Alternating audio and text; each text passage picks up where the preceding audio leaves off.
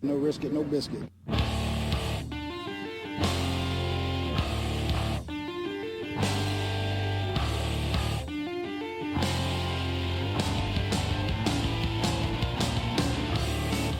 Coming from the Arizona desert, presented by SBNation.com. For Arizona Cardinals fans, by Arizona Cardinals fans, with outsider and insider's perspectives, this is Revenge of the Birds. Hello, Arizona Cardinals fans. This is your host, Jess Root, for Revenge of the Birds Radio. Our latest show today, Revenge of the Birds Radio, is brought to you by Audible.com, the internet's leading audio content provider. And for you, the listeners of Revenge of the Birds Radio, thank you for listening as always. We have an offer for you to try out Audible.com, the trial service, and to get a free audiobook download. Visit audibletrial.com/Revenge of the Birds, and you can sign up for a free trial of the audio service. Get yourself a free audiobook download and get a test run of the great content that they have there. This is Jess Root again from Revenge of the Birds Radio, and we have Seth Cox on the line with me. How are you doing tonight, Seth? Good, Jess. How are you? I'm doing great. Arizona Cardinals getting another win. Now up to 5-1 on the season after they traveled to Oakland at the O.Co Coliseum to defeat the still winless Oakland Raiders by a score of 24-13. There were no major injuries, it seems, that came out of that game. Calais Campbell again missed the game. Troy Nicholas missed the game. But in terms of injuries, there is safety Rashad Johnson came out of the game. Well, didn't come out of the game, but rather had an MRI done on Monday on his knee. They were going to check out his patella tendon. They believe it is simply tendonitis, but they were just going to double check. No one else had to have any MRIs done. Andre Ellington has sore ribs. Troy Nicholas is doubtful for this week coming up, and Calais Campbell is a hopeful possibility to return to the Cardinals starting lineup as they will host the Philadelphia Eagles this week. The highlights of the game, they got out to a quick lead. They got out to a 14-0 lead in the first half. The downside is that they gave up 10 points in the final 2 minutes, in the final 2.5 minutes of the first half. Carson Palmer threw his first interception of the season. Then at the beginning of the second half, the Raiders pulled within 14-13. But the Arizona Cardinals responded with an 8-play drive that went 80 yards and ended up in the end zone to put the Cardinals up 21-13, and that was about it. They would get another field goal late in the game, putting the game away completely. But the game was pretty much the Andre Ellington show. He touched the ball 30 times, 24 carries, 88 yards rushing, 6 catches for 72 yards receiving. Stephon Taylor carried the ball 12 times, 40 yards. The defense did not create any turnovers. However, they limited Oakland to 56 yards on the ground. And rookie Derek Carr had himself a very mediocre performance. He didn't turn the ball over at all, but he was really kept in check. The defense, aside from a couple of drives, that game looked like they were in complete control. Would you not agree, Seth? The Cardinals were pretty much in control of that whole game, aside from the hiccups there at the end of the first half. Yeah, it seemed like one of those laissez-faire, dominant performances where they definitely should have and could have done more, but I don't think the outcome was really ever in doubt, even when it was as close as 14-13. Yeah, but you got a little bit worried when they kind of faltered at the end of the half, but they were just, nothing. The Raiders weren't doing anything that just made you feel, they're going to come back. You had the one deep pass, but outside of that, Derek Carr was really only completing small, short, and intermediate passes.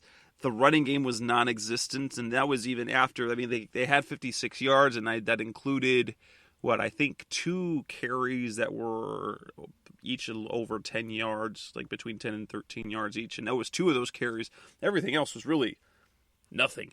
So if you were to give the overall grade for that win, how would you grade the Cardinals overall? Not looking at specific phases of the game, offense, defense. Just what would be the grade you would give the Cardinals in their victory? I think that was probably a B effort. Again, it was, I think, and maybe it's just something you and I have talked about before, but maybe our expectations are too high. But I think we're happy with a win. We just expect more from this team, especially a team that's 5-1. I guess I'm just have yet to see a performance where there's no, as Arians said in his interview with Arizona Sports, there's no mental errors, there's no mental lapses, and on offense, I think that was really evident, especially again in the red zone. And so that's why I would give it, I'd probably say closer to a B- than like a B+. But it's a win, so you can't, knock it too much. I think we all see how good this team is, and they haven't put a 4-quarter game together, so you're kind of waiting on that. Yeah, and if I were to give it a grade, I'd have to look at it as at best a B. I lean towards the B- as well.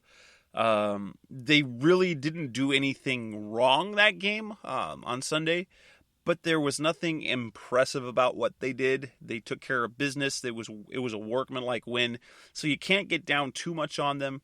It was a hungry Oakland team that had taken the Chargers to overtime just the week before, and Arians likes to be very complimentary, as all coaches are, leading up in the week leading up to the game. But he saw a team that has talent on defense and talent on offense, and a young quarterback who has some potential.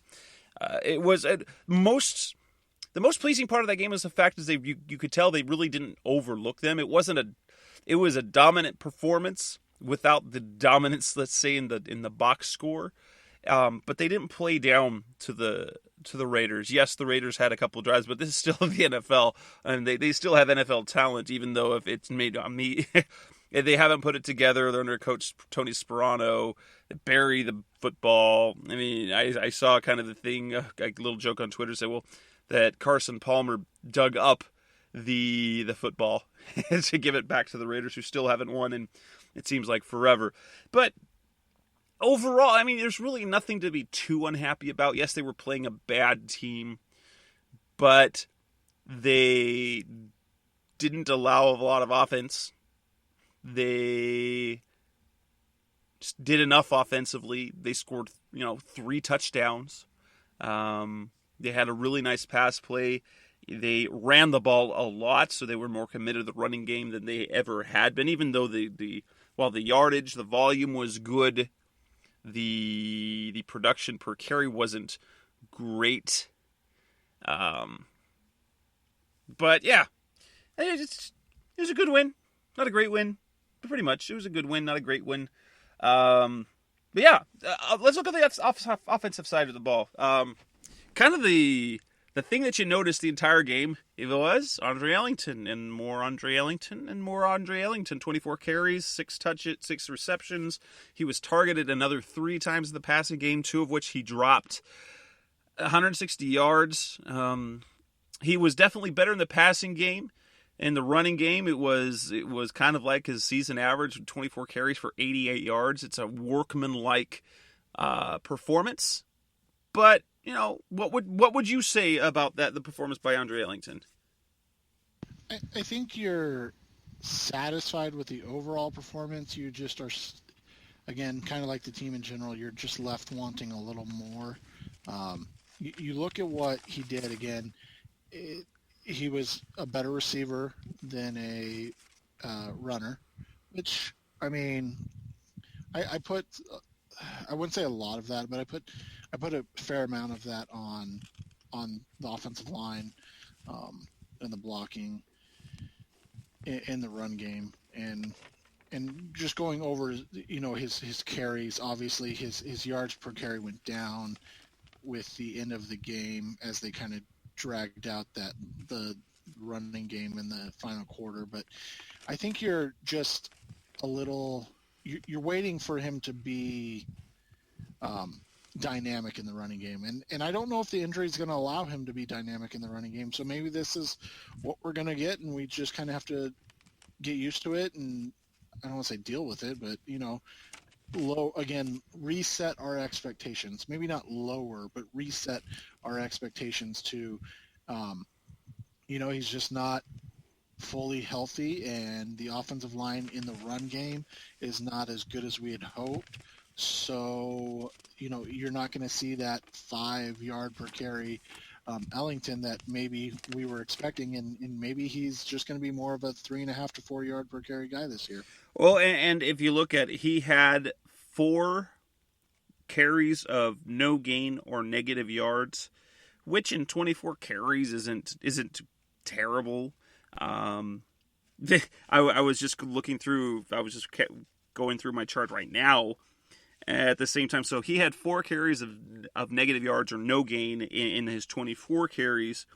Stephon Taylor, who we're going to talk about in just a moment, 1, 2, 3,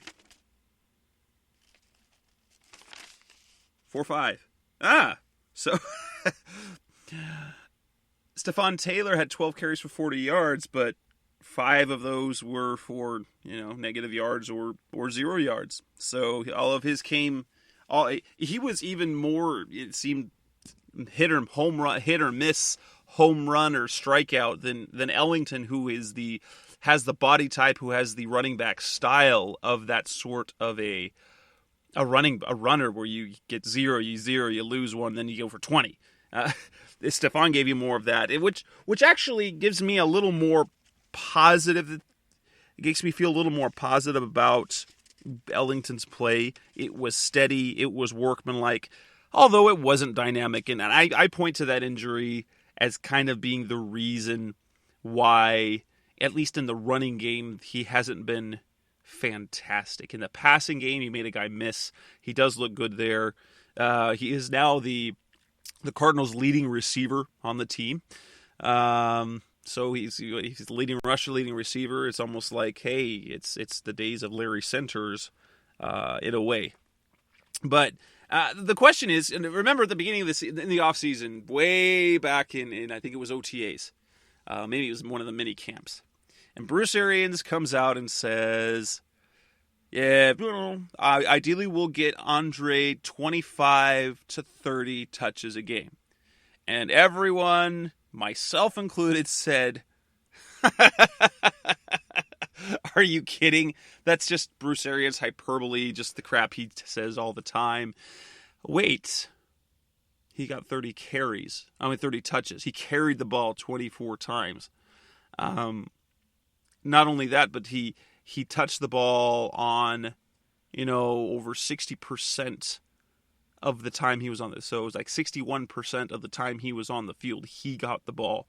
Now, granted, it looked like that was the game plan. It most obviously was the game plan to give the ball to the running backs. 30 carries or 30 touches. Can Andre Ellington do that for an entire season?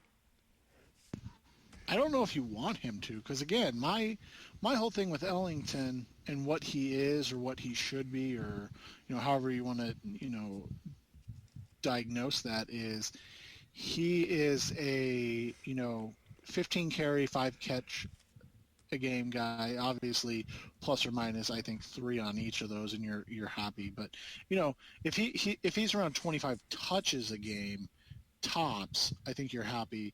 Whereas 30 touches a game, getting 10 extra carries a game to go along with those 5 catches, it takes away from that big playability, because all of a sudden, like we've seen, he becomes a grinder, and again, I think that's resetting our expectations.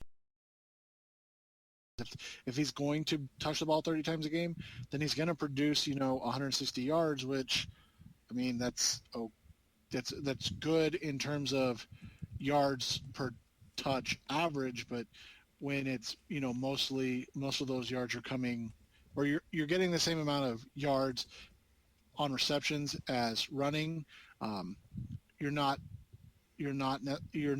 necessarily creating the running game that you want to see. So I think that's kind of where you have to just look at it and say, okay, is this what's best for the team? Obviously, they're not super infatuated with Taylor as a runner. I mean, he got some carries in some spots, but it was more of getting Ellington a breather because he had to take a breather, especially in the second half with those ribs. Then I think it was okay. Let's get a change of pace going. I think he's going to kind of run Ellington into the ground. And personally, and in terms, I know everybody loves players and falls in love with players as they're on your team, but personally, I'm okay with that. Yeah, you don't know how many miles you really have on those tires anyway. So as long as they're on there. Yep, just use them. But my one thing would be, and obviously this is for much later in the year or next year even, but when we're talking in March, I think the conversation becomes, okay, you need to spend another draft pick on another running back, so you have one in the wings in case like you just said, in case the wear on the tires, ends up being really bad, and then that way you can just go to your next man up type thing. Kind of what the Seahawks have done, with Lynch, obviously different style back, but just kind of what the Seahawks have done, kind of what the Chiefs have done, even the Cowboys to an extent with DeMarco Murray. They drafted Joseph Randall, they brought in Ryan Williams, just keep tinkering, keep bringing in weapons. So if you are going to run Ellington into the ground, which again I'm fine with, just have somebody in the wings ready to be there. And especially when you look at his history, he has a history of foot injuries. You don't know how long. I mean, he's had a foot injury all year. It's going to linger all year. It's not going to get better this year. As long as he's played, it won't get better. He can only manage it. He's missing practice time, which Bruce Arians, you could tell there was a little bit. I mean, there's that thing about Bruce Arians and about injured players and missing practice time that there's just that little thing that tends to pop up. We saw with Ryan Williams, we see him with Michael Floyd, Jonathan Cooper. It's just a little bit of he's old school. And if you miss practice, coach doesn't like it. And in part, he was managing Ellington early in the season. However, now he's making the comment, well, he's playing through it well, but he's not practicing through it, which is causing him to mess up during the game, such as the drops, such as lining up wrong in the field. And so it's just one of those things that you notice that Bruce Arians just is not super patient when it comes to players in the training room. Even when they're trying to play through it, he expects them to practice through it too. I don't know. Maybe it was just the type of carries they were. I don't like the idea of him getting that many carries because I don't think he's going to be any more effective. Now, granted, his average is now up with the 160 yards. He's now averaging 108 yards from scrimmage a game, which would put him, if he plays all 16 games, up there over 1,700 yards total yardage, and that's a lot of yards. I mean, that's nothing. If you were to say 1,700 yards on the season from scrimmage, Ellington, you'd take that every day of the week, and then a couple times on Saturday and Sunday. Unfortunately, he only got the 2 touchdowns so far, but his production's good. It's just not dynamic, at least in the running game. It hasn't been dynamic for a little while. I mean, the first couple of weeks, you saw him being more explosive in the running game, while now it's more workmanlike, which is not a problem at all. It just isn't what we saw from Andre Ellington early in the season. What else? Tell us about talk a little bit more about the Stephon Taylor. Were you surprised? It seemed that Stephon Taylor had become all but an oversight, just someone who's there. He had, I think, 5 carries in the team's first, 5 games, and then he gets 12 carries on Sunday. All of a sudden, it looked like he was part of the game plan. He was, he had 12 carries, and he was thrown to another 2 times. So between Ellington and Stephon Taylor, they had actually 44 touches and 47 attempted touches, because there were the 3 targets to Ellington that were not successful. And to see that over when there were 69 plays, so 69 plays, over 2/3 of those plays were focused on running backs. They were intended on the running backs on the game. Were you surprised by to see what happened with Taylor? Are you surprised at the play? Were you surprised that he got it? And how pleased? And can we say that maybe Stephon Taylor's turned a corner? I think I said it in an article the other day, and I really stick by it, to be honest with you. Taylor's he's a fullback. That's what he is. He's obviously not as good yet as Larry Centers, but he's kind of getting that Larry Centers treatment, and I think you're okay with that. That's a good thing to have. That's something that you're okay with in terms of production from a guy like that, and so you look at that and you're happy. If that's what you want from a guy, and that's what you need from a guy that can give you, what was it? I think he had just under 80 yards or 60 yards of total offense and 2 touchdowns. He's a guy that you can trust.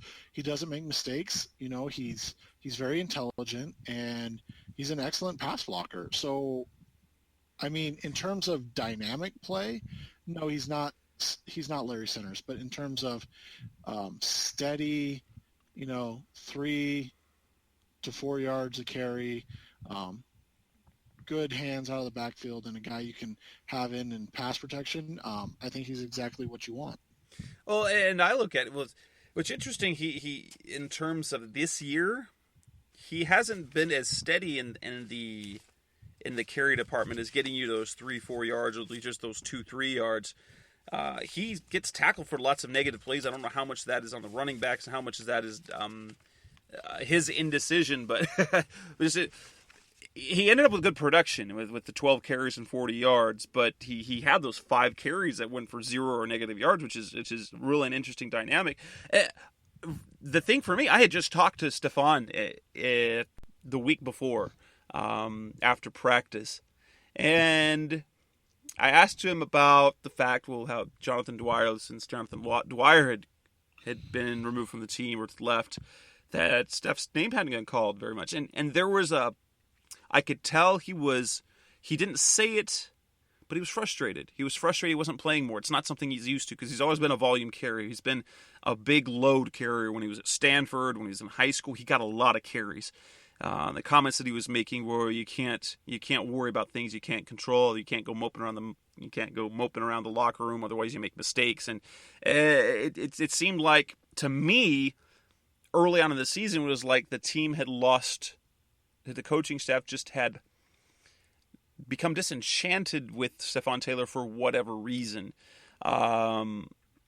Then the play this weekend to kind of changed my mind, that they were willing to turn to him, and maybe that was just part of the game plan, and maybe that was the whole thing. And more, based on what we're hearing from Bruce Arians, this is more about the Andre Ellington show. It isn't about, like last year, they limited him to 30-35 snaps. It's a case of, if Andre's fresh, he's going to be out there. And so it really doesn't matter who else the running backs are. If Andre can do it, Andre's going to get the ball, and Andre's going to be on the field, which is a complete 180 from a season ago when they saw him. Oh yeah, we view him as a 30 to 35 snap guy, part-time runner, part-time receiver. Things have really changed. And when they said they get ready for him to be the bell cow, I guess they were serious. So yeah, and when it comes to Stephon Taylor, but I'm glad he did that. We need something. The Cardinals need a second running back who can be steady enough and trusted enough to get, maybe I wouldn't like to see Ellington getting 30 touches in 50 snaps and 49 snaps. I'd prefer that he'd get, say, 25 touches in 40 snaps. and see Taylor, or even, we're going to talk about this in a minute, Marion Grice, who, since the signing, it seems like the team has a plan for him. He was getting first team reps, but for the third game in a row, he's inactive. Were you surprised by that? I guess after we see the usage, no, but before the game, yes. And I say that for the reason simply you look at it, and obviously he's going to be in the Andre Ellington role. He's not going to be in the Stephon Taylor role, at least right now. So my whole thing was, if you're going to use Taylor in those situations, why aren't you at least using Ellington or Grice? Sorry, if you're not going to use, if you want to use Taylor in those situations, why not bring out Grice? But obviously that's not how they're planning on using him, so it's completely different. And if that's how it's going to be, then he's basically just an insurance policy in case Ellington goes down for any extended period of time. I don't know if that means you're going to see Grice come in and get those 20 to 30 touches in a game, but maybe he will. Maybe that's all he's here for, and that's kind of what they're holding on to him for. Well, and for me, the most surprising thing about it all, they only go with 3 running backs active, which is a really dicey proposition when you've got Ellington, who's touching the ball and being on the field so much, and he has a lingering foot injury. You are really in a bind if Robert Hughes and Stephon Taylor are your only 2 running backs that are active.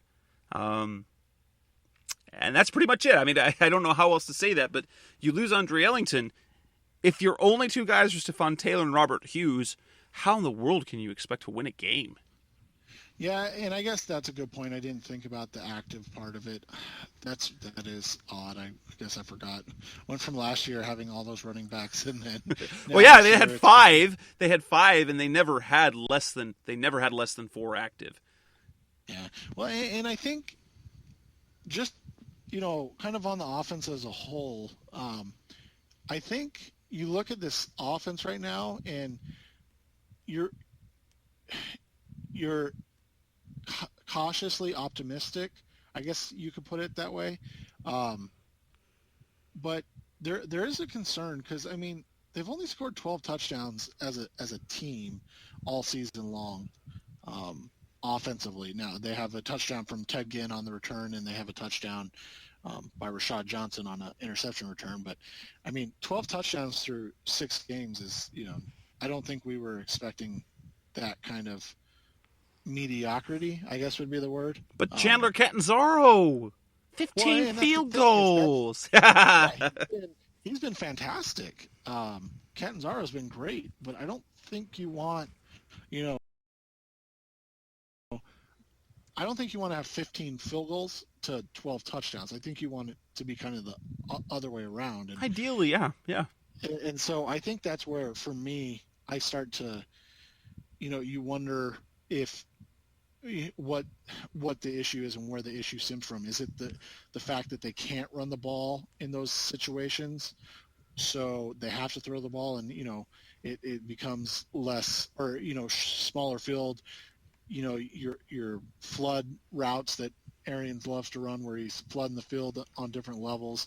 You can't run as effectively, so it's easier to defend. I don't know. I mean, it's a lot of film work that you can go through and see where the issues are. But I think, when you look at it overall, and I know they've played one less game than some of these teams, but I mean, they're tied with teams like the Steelers, the Texans, good old Ken Wisenhunt and the Titans, in terms of, touchdowns per game from the offense. So I think that's where whatever they're doing is working good between the 20s. They got to figure it out. And you can even say it's working good, from the 20 to about the 30. And then that's when trouble starts to occur. And that's where you got to figure it out. Is it because they can't run the ball for more than 3.5 yards per carry? And that passing game, that deep passing attack kind of sputters out? Is it because their tight ends haven't necessarily played up to what we were hoping or expecting so far this season? I guess that's where, again, you'd have to really look at the film and see where the issues are. But I was surprised by that, because I was actually looking it up today for an article, and to see that was happening, I was actually really surprised about. Well, I was just looking at some of the things I'd compiled as I finally watched the game again to chart formations and things like that. And I counted only 3 times. As many times they ran the ball, 37 times? They only ran play action 3. They only tried to play 3 times from unless I missed them, which is possible. But when you run that much, you'd think you would use play action more to make plays on the field. They 3 times the entire game. Yeah, that's interesting. I hadn't looked at that. Hold on, I can tell you right now, because Pro Football Focus has their fancy stats now, where they'd have that. So, play action. Yeah, Carson Palmer and 38 times all year. That's it. That's really low for when you look at it just in terms of percentage of dropbacks. You've dropped back probably over 200 times already, and you've only run play action 38 times all year.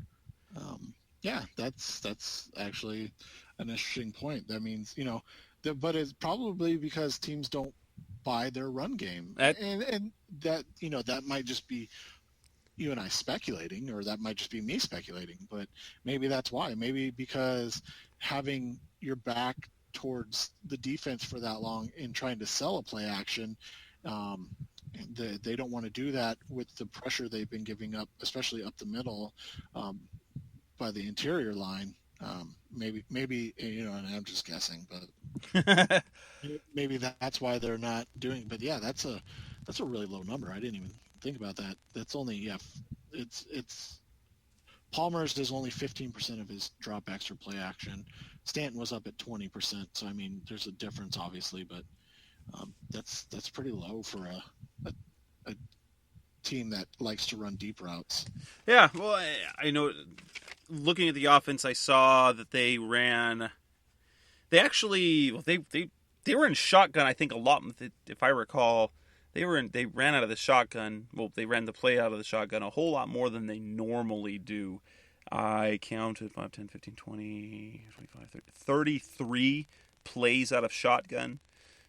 They even ran the ball 8 times out of the shotgun, which is an interesting thing. That's more just, hey, that's information out there. But talk about the offensive line.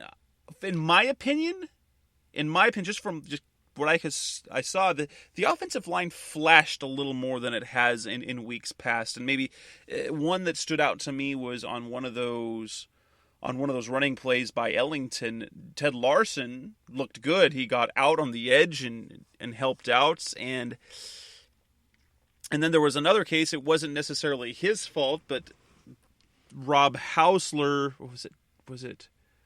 I think it was Hausler. He just didn't get to the block, got to the defender quick enough to seal it off, and it ended up going for a negative play. But it seemed, in my opinion, from what I saw, that the offensive line was improved over previous weeks, and maybe it's in the right direction. And now, granted, Bruce Arianson's talked up that pass rush of in terms of the talent on Oakland, but their pass rush has been abysmal. They get a lot of pressure, but coming into the game, they had 5 sacks, with only 1 from Justin Tuck, and Khalil Mack still hadn't gotten one. So from the guys that they're expecting to get sacks from, they haven't been producing. They got to Carson a few times. They get hit a few times, but I saw the offensive line, even though the numbers in the running game didn't look good, that they looked better than they had in weeks past. Yeah, this was definitely my best graded week for the offensive line. I had everybody in the positives, and um, the the only person that kind of struggled for me was in the run game was center line, but I tend to struggle with centers and grading centers in run blocking anyways. So there's obviously a caveat with that for myself.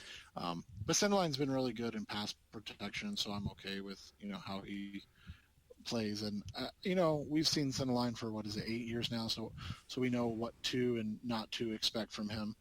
Um, Valdir and Massey continue to be really excellent in terms of everything.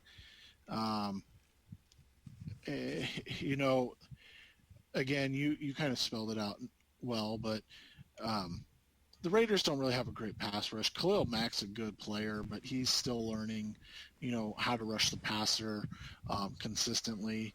And to be honest, you can really focus on Khalil Mack because they have nobody else that's going to bring any pressure. Especially, Lamar Woodley got hurt really early in the game. He didn't play very many snaps, and so it was just, you don't want to take away from what they did because they did it so well. So, I mean, for me, it was definitely their best graded game. Valdir and Massey. Valdir graded out the highest for the first time this season. Massey was second. I had Fanica graded out high this game. He was third, and then Simline and Larson. And Larson wasn't bad in anything. He just wasn't as good in anything as everybody else was. That's a pot. That's a plus. That's a move. That's a step in the right direction from what we've seen earlier than this year. Yeah, and for me, that's kind of how you have to look at it. You look at it as this team is growing, they're learning, and in terms of what they're doing, you're just happy with that. The you know the and I tweeted this out probably 10, 15 minutes ago, but this team desperately needs Troy Nicholas back healthy because their tight ends are absolutely killing them in the run game. Absolutely brutal, both of them. Carlson's been just abysmal run blocking, and Hausler is noticeably bad. And I think we put more of it on Hausler as a fan base because we're so disappointed in Hausler. But I graded out Larson, or not Larson, excuse me, Carlson worse than Hausler in terms of run blocking this game than Hausler. So it is what it is. But I think we're no rookie could make as much of an impact to me as Nicholas in the run game right now. I know Dayon Buchanan's played well, and we'll get to the defense, and John Brown's been a really nice player, but I think getting somebody on the edge that can, those tackles they're blocking ends, linebackers, tackles, but then somebody else is coming up and setting an edge and making a play because the tight ends just can't get a block, and they're not able to run their power game because their guards aren't really great at pulling, so they're running more zone schemes, and that's not necessarily Ellington's strength as a zone runner. So it's just kind of a patchwork mess that's going on right now that they're figuring out, but it's just, again, as we opened up the show with, it's not as productive as you were hoping it would be.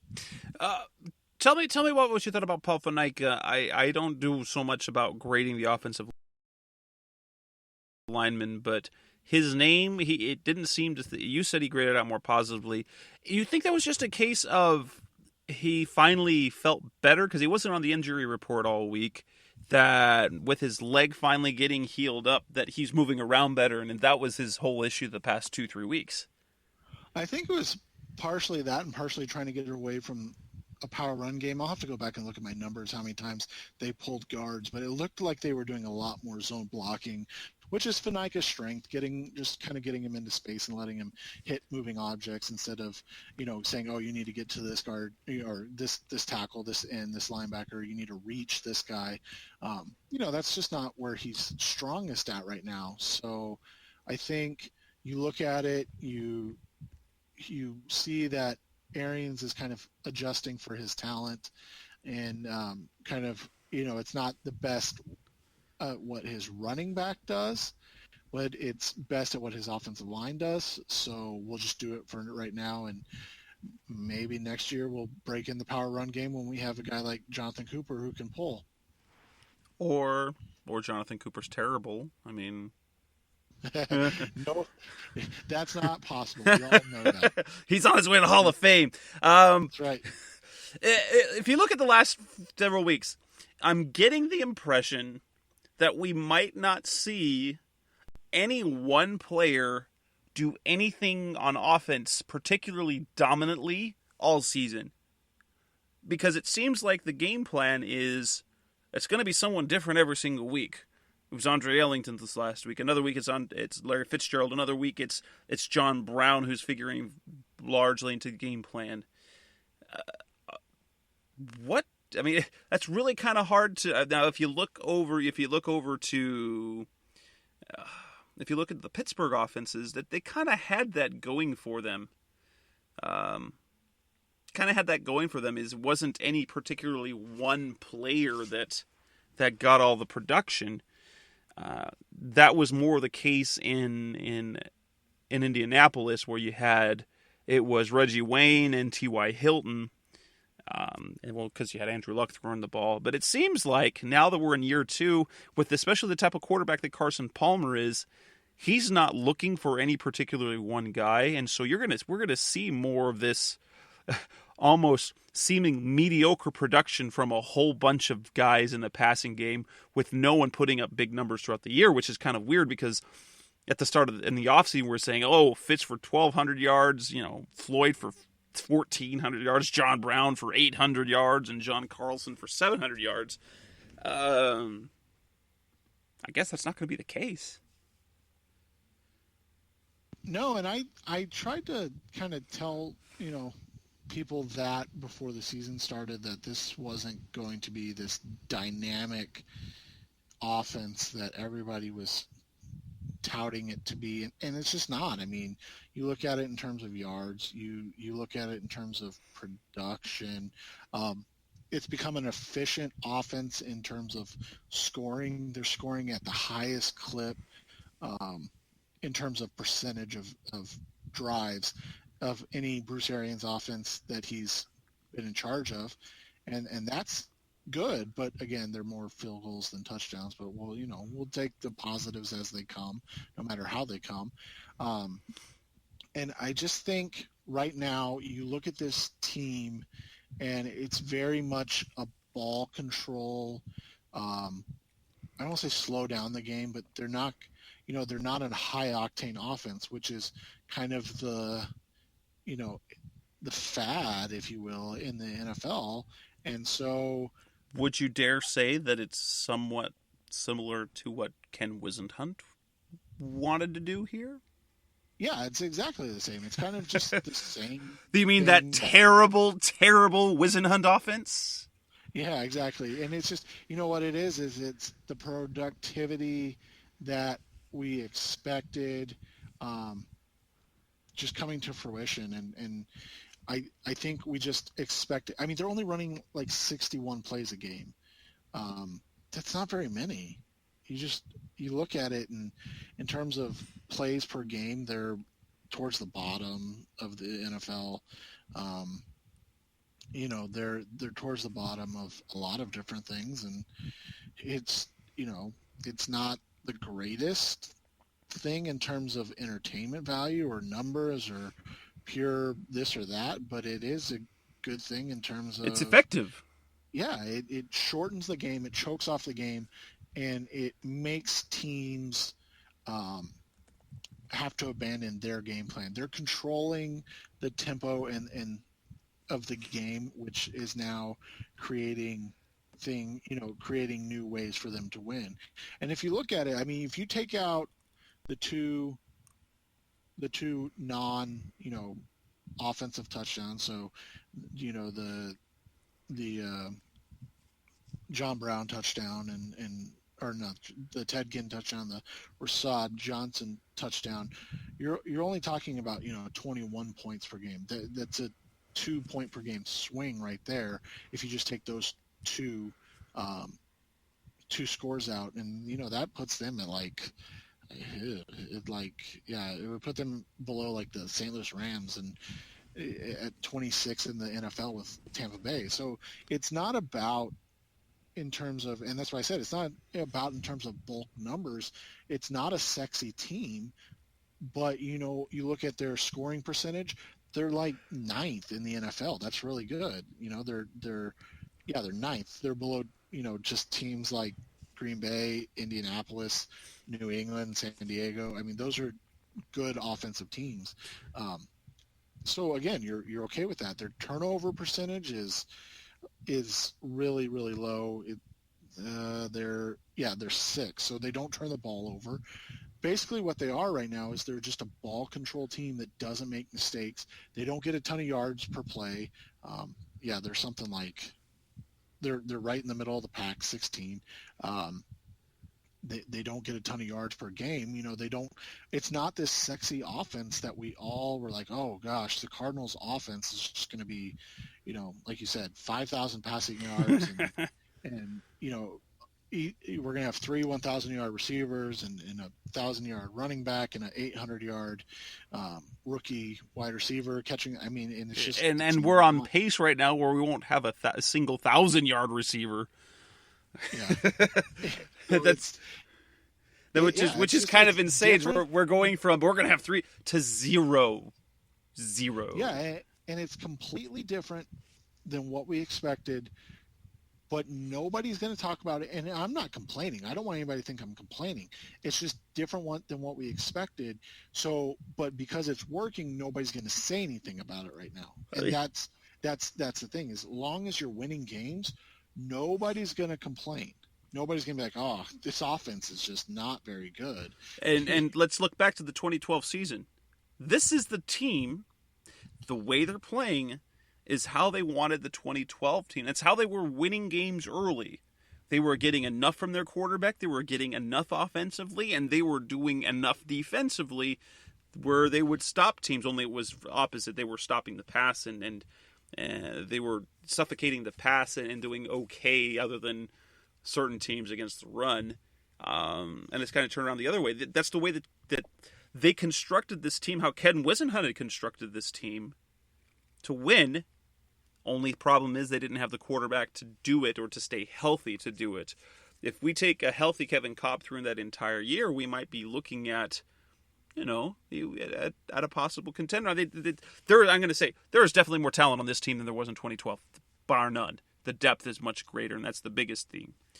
Defensively, I saw a workmanlike defensive performance where there wasn't really any one player to me who stood out. Yes, Ed Stinson got praise. Dan Williams got praise, but their stat line doesn't look anything fantastic. It was just a great team effort. I didn't see any particular one player. Alex Okafor didn't get 2 sacks in the game. There was no interception or forced fumble. If you have to look at what you saw, kind of Sam Acho stood out, and his was more, he had a deflection. He was very aware, but it wasn't a particular play that just stood out and you're like, oh my gosh, that was a great performance by X player. Yeah, I thought I'll give credit to Acho. I was impressed with how he played. He doesn't rush the passer. He's not a pass rusher, so he's not again in that sexy mold of player, but he does the little things and he's in position and he's getting back to form of where he was in terms of 2012 it was, where he was a good rookie. For me, Stinson and Tommy Kelly were excellent. They both were stout against the run. And that's what you want to see. I thought Larry Foote played his best game in a while. What do you have? A sack and 3 tackles. I think you're happy with how he played. But again, you put it right. It was workmanlike. It was not a entertaining, I guess you call it, performance. It's just guys that go out there, stay in their positions, don't try to do too much, and win. And when you do that, you get a performance like this where, you'll get beat a couple times. Okay, ho, but overall, I mean, you look at it and, oh, you know what? Who played really well? Kevin Minter. There's my notes. Sorry. Kevin Minter played really well. And he played his most snaps, percentage-wise, of the entire season. I think he played almost 50% of the snaps, which is good because... Well, they did run a lot of base. In fact, yeah, out of the 48 plays, the Cardinals ran out of base 21 times, and then he was in the game when they were at goal line. So he was in there. They said I think it was 24 snaps, but in terms of actual plays that countered it, he was in there for 22 plays. Yeah, and so I was, I'm happy to see that because I said it last week, and, like I said, Foote had a nice game, but I think you need to reverse the roles. I know Minter struggles in coverage, but so does Foote. Yeah, exactly. It can't be any worse than how Larry Foote's playing. And it's not a shot on Foote. It's just if you're going to struggle, at least struggle with a young guy where he can learn, whereas you're struggling with a veteran who's not really going to get better just because that's what he is.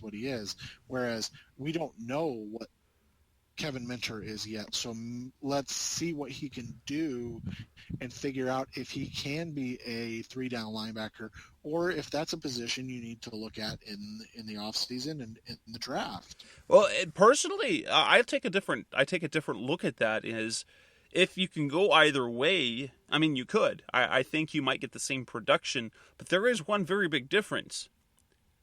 Larry Foote helps everyone else out in the fact of his defensive knowledge and his instincts and his ability to read plays before they start.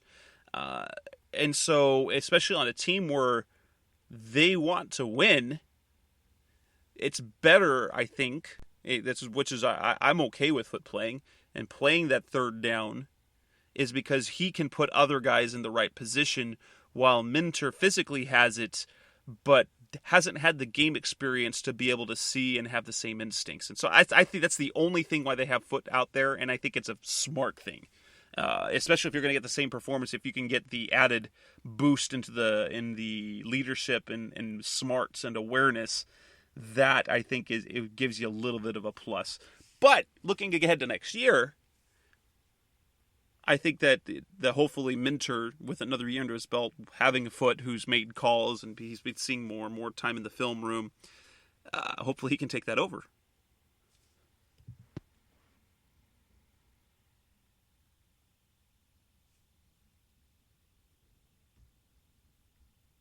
You there? Oops, I hit the mute button the wrong way. If that happens, I think you're going to be happy, and you're gaining what you're expecting from him, as opposed to if it doesn't happen. But that's why I said I get what you're saying, and I get where you're coming from about the leadership on the field and making the calls. But developmentally, I see what you're saying too. Hey, see what he does. And like I said, I'm good with 50% of the snaps. I think it was interesting that Dayon only got 50% of the snaps, but I know, like you said, they were in a lot more base.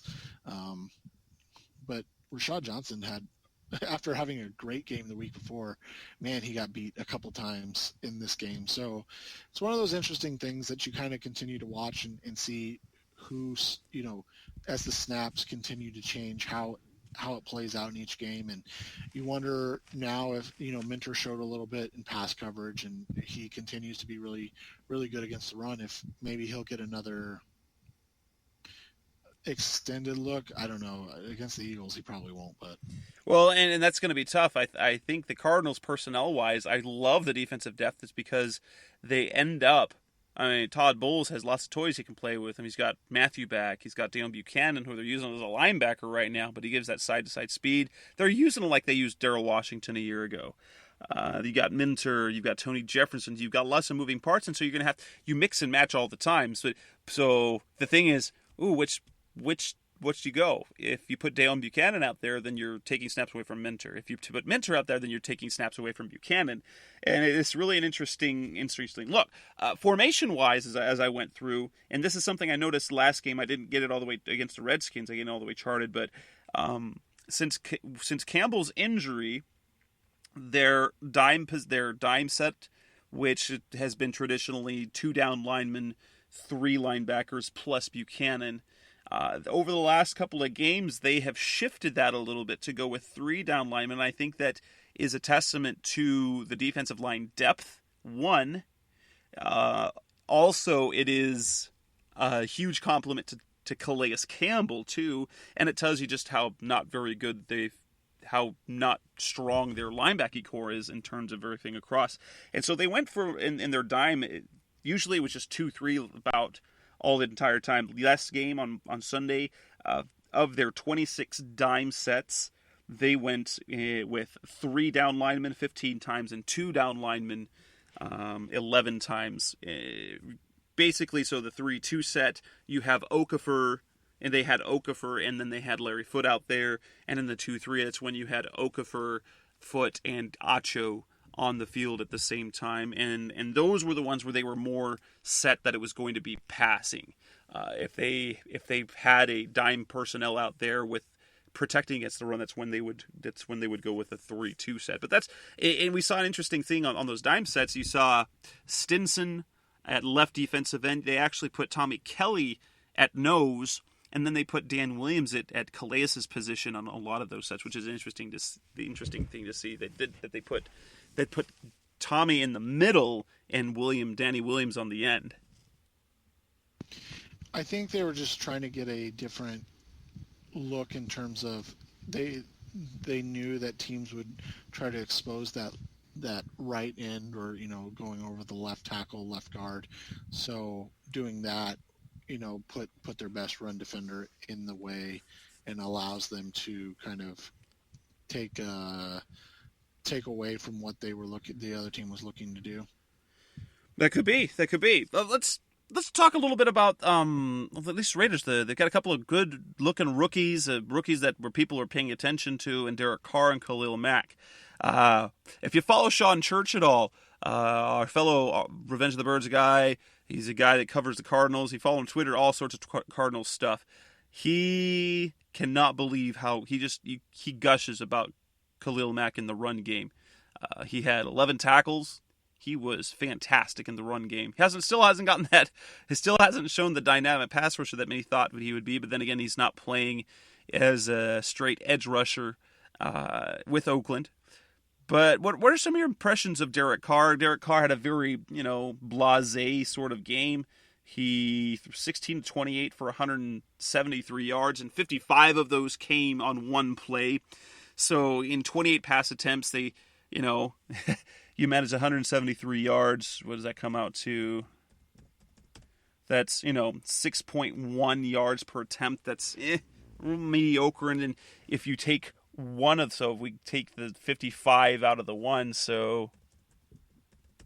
and then you take that one play out, and his yards per attempt was just over 4.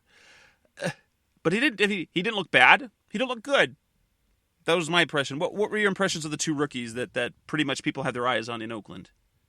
Well, going into the season, or the draft, I guess I should say, Mack was my number 1 player overall. Like, he's the best player coming out, and I didn't think it was close in terms of, I don't think he was the best, athlete. Obviously Jadeveon is a better, freak athlete type thing, but in terms of ability,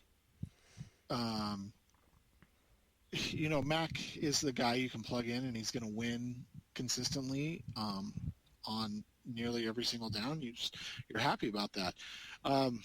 Carr, you know what? Carr would be an ideal fit in what Arians is doing right now.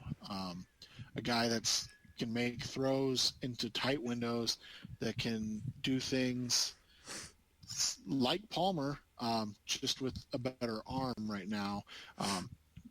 the thing that he's improved on so much is his ability in the pocket to step up, to make, throws, to avoid pressure. And he did that against the Cardinals, and he did that really well. And, it's just kind of a learning curve, and they don't have a ton of dynamic playmakers right now. They don't really have a good running game right now. So he's in a zone by himself while trying to learn the NFL. So it's really not a great situation, but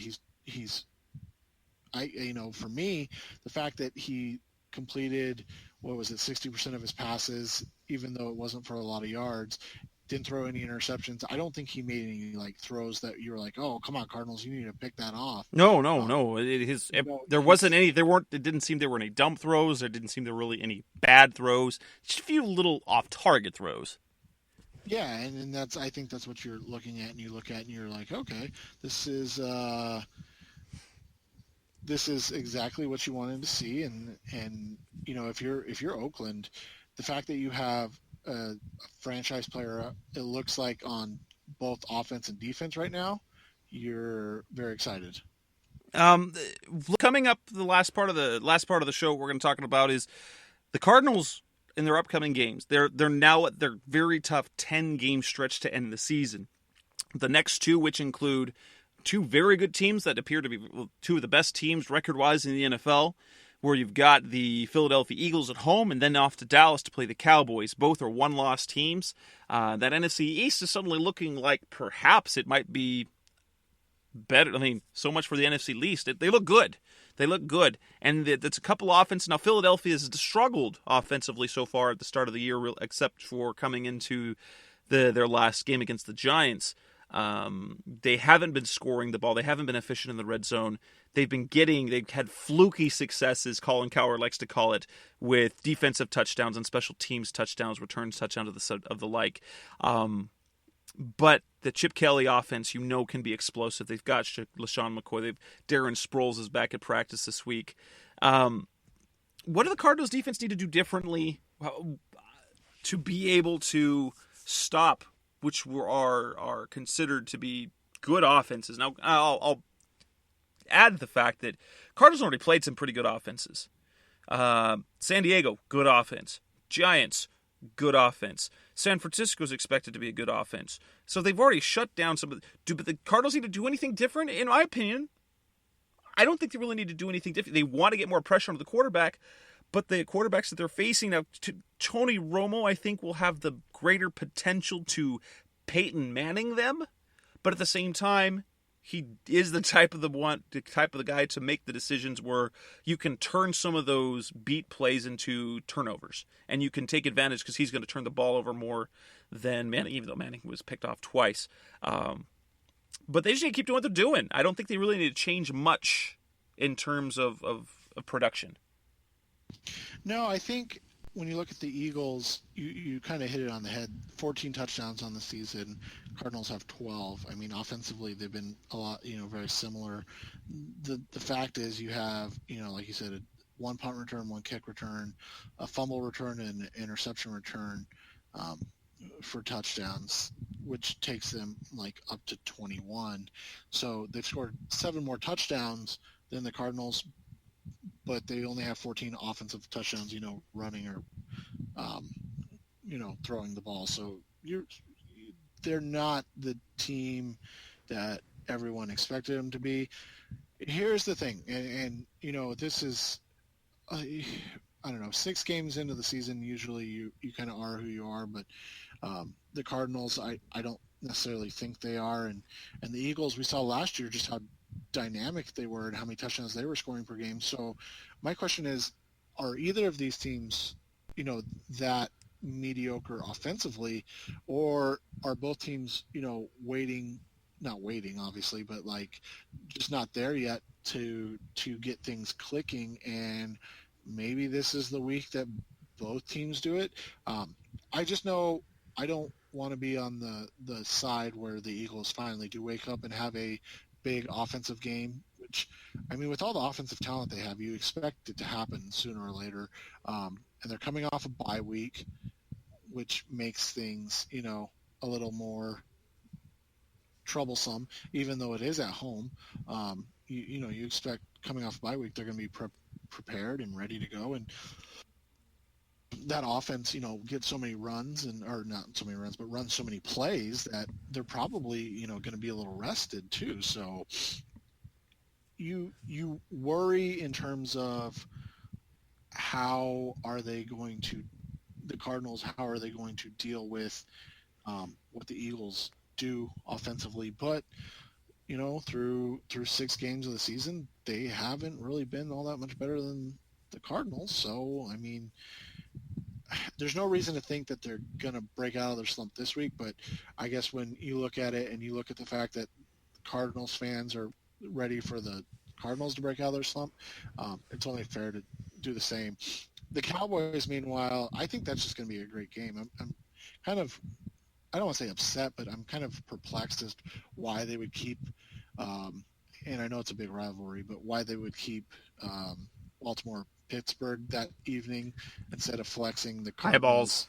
Eyeballs. Yeah. But you have to look at it. The Cowboys are, still this, second or third most popular team in the NFL. But it's the Cardinals. Yeah, that's true. So it's Cardinals, Cowboys. It's not, Redskins, Cowboys. The Redskins are terrible, but Redskins, Cowboys would get flexed. Yeah, exactly. So you look at that, and that's kind of depressing, but it's going to be a big game. The other reason I wanted it to be flexed was because it's a 10 a.m. game. I mean, that's early. It'll be 11 a.m., I guess, because it'll be in November. Yeah, November. So it'll be 11 a.m. for us, 10 a.m. in Dallas still, I think. I don't know how that works, to be honest with you. But, it'll be – it's one of those games, it's not an East Coast, but it's still an early road game. We saw in New York, they don't necessarily come out the best they can in those games. And let's just be honest, I think both you and I would agree that if they come out flat against the Dallas team, they'll get buried. They're not going to be able to make a comeback against Dallas, whereas, New York's just not a very good team, so they were able to make a comeback on that. Well, I like the way that the schedule stacks up. In fact, this is kind of going off the original schedule. Instead of talking about the outlook of the NFC West, it was a question. I was on a Philadelphia Eagles podcast earlier today, and they asked me, well, where do the Cardinals fit? I mean, can the Cardinals do can they come out of are they really contenders in the NFC? And I put it one of two ways. I say, why not? If you look at the NFC across the board, there really isn't any absolute dominance, except the Cowboys. And I don't know how much you can trust the Cowboys in terms of, Seahawks seem to have taken a step back. San Francisco has some turmoil. The New Orleans doesn't look anything like they were. Carolina is not the same team they were. Every team in the NFC seems to have some flaw. And Dallas looks the least flawed right now. But you never know with that team. And you look at the Cardinals, you could look at it one of two ways. They're 5-1, and they have yet to play their best football. They haven't put a full game together on offense, defense, and special teams together. So you like that optimism. So you say, well, why not? Their best football is yet to come. Or they're winning games in fluky ways. They won't be able to sustain it because the schedule gets tougher, and they play tougher teams, and the injuries will just being too much. So it could go one of two ways. But I think where do the Cardinals sit? They got one. Why do that's the thing. Cardinals fans, we tend to get upset because the Cardinals aren't mentioned as one of the best teams. They're still 4th or 5th or 6th or 7th in the power rankings. Yes, we've got the 5-1 record. But what about the Cardinals' play has told you that they are one of the best teams? They're doing just enough to win. And that's the way I see it. They're doing just enough to win, which makes them a good team, but it doesn't instill confidence that they are one of the top teams in the league. As you look at the NFC, how do you see it shaking out? Do the Cardinals really have a chance? Do you look at the Cardinals saying that they still have yet to play their best football, or are we going to see this the entire year and they're going to level off? Well, I think you have to hope that they're going to improve in their areas of weakness right now, scoring touchdowns instead of field goals and on offense, figuring out a way to get to the quarterback or at least slow down the passing game of the opposition a little bit. But you kind of look at these, playoff prediction modules, and it is what it is. It's just it's numbers into a computer, but they're favored to get that 2 seed right now, and I think that's fair because you look at where the Cowboys are in the East. Obviously, the Cardinals are going to kind of control their own destiny, because not only do they control their own destiny within the division, but they get the Cowboys and the Lions and the Eagles, all teams that are potential 1-2 seeds. Obviously the Eagles, and the Cowboys can't be both 1 and 2, but nonetheless, the Cardinals control their own destiny. Yeah, they have the potential to get all the tiebreakers. Exactly, and then you look at it. So the one team the Cardinals can't worry about in terms of they're taking care of it on their own is the Packers, and how good they're playing right now. I don't know if you can, kind of, especially as average as the NFC North looks right now, I don't know if you can find a team where you're comfortable saying, oh yeah, they're going to be able to go 13 or beat them. And the Packers, I have a hard time not seeing the Packers end up at 13-3 or 12-4, whereas the Cardinals 12-4, 11-5, I see that still, and I wouldn't be completely shocked. So I think in terms of playoffs, especially with a 2-game lead in the loss column, you should nothing's a lock, especially in October, but you're very excited about that right now. But you do worry about who they're going to get in the first round of the playoffs, and if they can get that bye week, and if they're good enough to do that, and like I said, they control their own destiny in a lot of ways. So getting the Eagles, Cowboys, and Lions, 3 teams that are going to be vying for those top seeds in the NFC, makes things a little bit better. Well, excellent. Well, Seth, we talked a lot about tonight, about, the game. We talked about the offense, the defense. We talked about some of the rookies. We talked about kind of the outlook for the rest of the season. Any final words before we close the show, Seth? I think just the main thing is right now you want to see one complete performance, like you said, to show that they can do it, where they're not going to continue to be in this I don't even know how to put it, but kind of gray area of being a good team. I don't know how many of you guys look at Football Outsiders and their DVOA and all the fancy numbers that they use, but they have the Cardinals as the 15th best team in the NFL right now.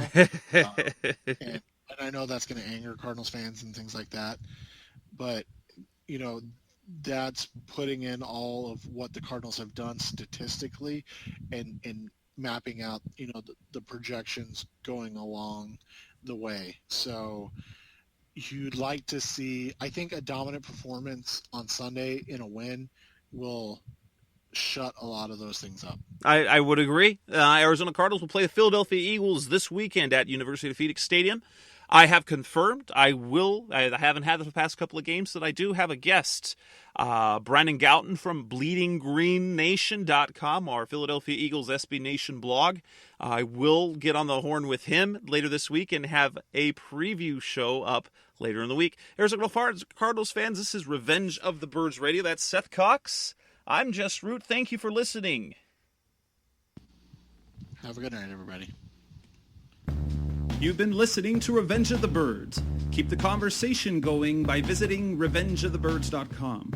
Follow us on Twitter at Revenge of Birds. You can also find us on iTunes at facebook.com/Revenge of the Birds.